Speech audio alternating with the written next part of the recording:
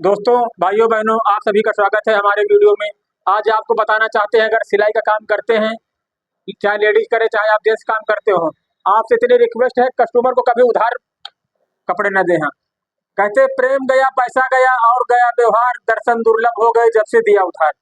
उधार देने के बाद फिर जब कस्टमर से पैसे मांगो, पता क्या कहता है? कहता तुम मेरे कपड़े सही नहीं सिले थे, छोटी कर दिया है, फिटिंग कर दिया है, ये कर दिया वो कर दिया, चैन फेल हो गई, 50 बहाने बताएगा अगर उधार कर दिया। अगर नकद दे दिया तो कोई कमी नहीं, यार बहुत बढ़िया मास्टर तुमने कपड़े सिले। परचून दुकान हो चाहे सिलाई काम में कोई धंधा आपका बिजनेस हो, आपसे इतनी रिक्वेस्ट है सभी दुकानदार भाई किसी को उधार मत करें। हाँ, उधार कर दिया तो आदमी पता क्या करता है कि रास्ता छोड़ देता है। उस गली से नहीं आकर के दूसरी गली से लोग आने लगते हैं कि वहां जाएंगे तो मास्टर बने 500 रुपया मांगेंगे। ये नहीं जानते हैं कोई आदमी दुकान किए है, उसको किराया देना है, कारीगर को देना है, मटेरियल लगाया है, कैसे वो अपना जीवन यापन करेगा। आजकल कोई किसी की समस्या नहीं समझता है। हाँ, बस खाली उधार करके चला गया। बहुत लोग मुंह बांध लेते हैं, बहुत लेडीजें हैं दुपट्टा बांध लेते हैं कि मास्टर पहचान न पाए। हाँ, ब्लाउज के पैसे बाकी कर गए थे।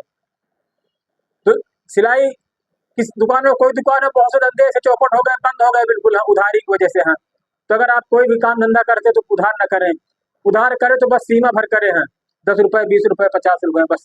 अगर आपने 500 600 उधार कर दिया, समझो कस्टमर चला गया, पैसे भी चले गए। हाँ, यही हाल परचून दुकान में होता है। अगर आपकी दुकान है, आपने उधार कर दिया 1500 का, तो कस्टमर चला गया, पैसे चले गए, कस्टमर चला गया, कस्टमर को दूसरी जगह सामान लेने लगता है। हमारी खासकर सिलाई लाइन में जरूर ये बात है कि आप उधार कर दे, बाद में कभी निकाल देते, कहते हैं मास्टर पैसे नहीं देंगे, तुमने कपड़े खराब कर दिया, ये कर दिया वो कर दिया, दुनिया भर की बातें बताएंगे। अरे हम कोई नए टेलर थोड़ी जो कपड़े, आज हमारी 60 साल उम्र हो गई कपड़े सिलते सिलते, लेकिन पैसे न देने की वजह से बहुत बहाने करते हैं लोग। हाँ, और सबसे बड़ी बात, लोग कपड़े डाल जाएंगे सिलाई लाइन में, लेडीज में और जेंट्स में दोनों में यही होता है। सस्ते कपड़े मिले कहीं डाल गए, फिर लेने नहीं आते। उनको कहीं गिफ्ट मिल गई साड़ी, डाल दिया सिलने के लिए ब्लाउज, लेने नहीं आते। अब कितनी दिक्कत है मास्टर को। हाँ, कहाँ से किराया दे, कैसे अपना खर्चा चलाए। सिलाई लाइन में ज्यादातर जिनके दुकान में चले जाओ, हर जेंट्स दुकान में 10 20 जोड़ी कपड़ा पड़ा होगा जो लोग उठाने नहीं आते। होता क्या कि लोगों को गिफ्ट कहीं मिला, उन्होंने सिलाई पर डाल दिया, पैसे नहीं है तो नहीं उठा रहे। कहीं शादी पहनावन है, सारा जोड़ी है, कपड़े मिल गए, लोग डाल जाते, उठाने नहीं आते। अरे कपड़े डाला तो उठाओ, नहीं तो मत डालो, अपने घर में रखे रहो। बहुत से लोग क्या करेंगे, कपड़े डालाएंगे जब उनको पहनने की जरूरत होती है ना। आज बारात आ जाएंगे, भैया कपड़े सिल गए, तो 6 महीने बाद आए, साल भर, 2 2 साल बाद आए, 2 2 साल बाद आते कपड़े के लिए, फिर लड़ाई झगड़ा करते हैं लोग कि भैया आप कपड़े डाल गए थे, हमारे कपड़े दो, हमारे कपड़े दो। जबकि पर्ची में लिखा है कि 1 महीने के अंदर कपड़ों की कोई जिम्मेदारी, कुछ गारंटी नहीं। लेकिन लोग बस, बहुत लोग नशेबाजी करते, लड़ाई झगड़ा करते, हमारे कपड़े दो, हमारे कपड़े दो। कपड़ों का नियम होता है बस 8 दिन 10 दिन के अंदर कपड़े ले जाओ। ये क्या नियम है कि 2 2 साल डाल गए, लेकिन लोगों को गुंडागर्दी जबरदस्ती होती है। किसी धंधे में अगर आपने उधार कर दिया तो बहुत बड़ी गलती कर दी। उधार बस 10 20 रुपए से ज्यादा नहीं होना चाहिए। कहते हैं उधार प्रेम की कैंची है। हाँ, जो हमारे तुम्हारे प्रेम को काट देती है। हाँ,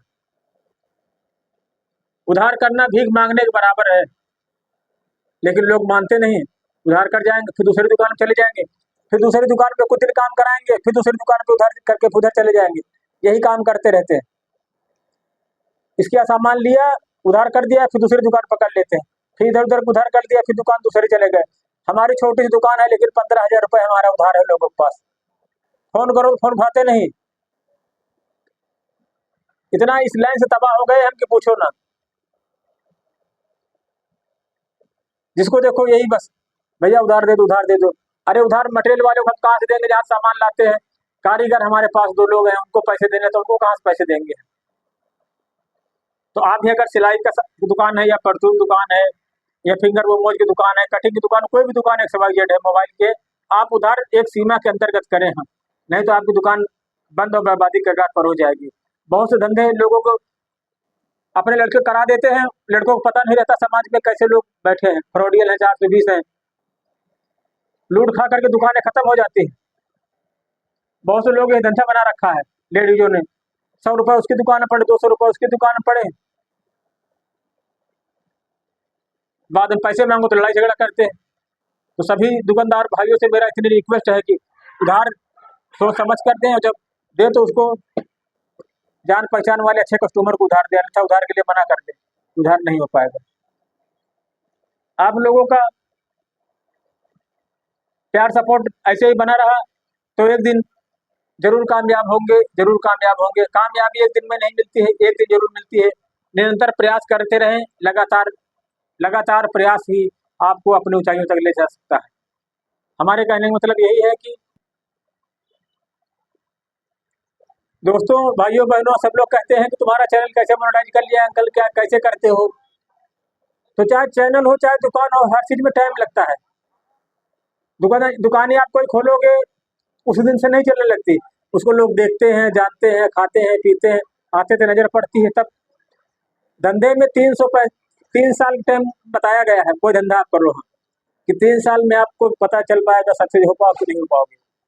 हर सक्सेस होने के लिए आपको लगातार मेहनत, परिश्रम, ईमानदारी, धैर्य सब कुछ बरकरार रखोगे तब जाके कामयाब होगे। अगर सोचो एक दिन में, तो एक दिन में कुछ नहीं होता है। बहुत से हमारी बहनें हैं, भाई हैं, ग्रुप पे आते हैं, 2-4 महीने काम किया, चले गए, कुछ हो नहीं रहा। जरूर होगा, जरूर होगा। आप लगातार मेहनत प्रयास करें। किसी काम को सीखने में टाइम लगता है। यूट्यूब, फेसबुक, इंस्टाग्राम एक पढ़ाई है। ये थोड़ी कि आपने वीडियो डाला हो गया है। उस कोर्स को पूरा करो। आप जब कोर्स पूरा करोगे तब जाके आपको कुछ मिलेगा अनुभव। अगर ऐसे आप करोगे तो कुछ अनुभव नहीं मिलेगा। हर काम करने के लिए उसके विषय में पहले पूरी जानकारी होनी चाहिए। अब आपको खाना बनाना है तो कल खाना रोटी बना दो, ऐसे नहीं। उसमें कितना नमक पड़ेगा, 4 लोगों को खाना बनाने में कितना नमक पड़ेगा, कितनी सब्जी लगेगी, कितने चावल, कितनी दाल, कितना हींग, जीरा, मसाला, सब क्वांटिटी क्वालिटी सब, तब जाके काम होता है। अब वीडियो में क्या होता है, बहुत लोग ऐसे वीडियो बना के डाल देते, सोचे कि चल नहीं रहा वीडियो, ऐसे नहीं चलेगी वीडियो। उसको खाने, जैसे बहनें हमारी, आप लोग खाना बनाती हैं, खाना बनाने में क्या होता है कि कौन सी चीज़ कब डालनी, कैसे डालनी है। सब्जी पहले धुलनी है, काटनी है, उसके बाद फिर उसमें तेल, जीरा, हींग, मसाला सब डाल करके बंद करना है, फिर चलाना।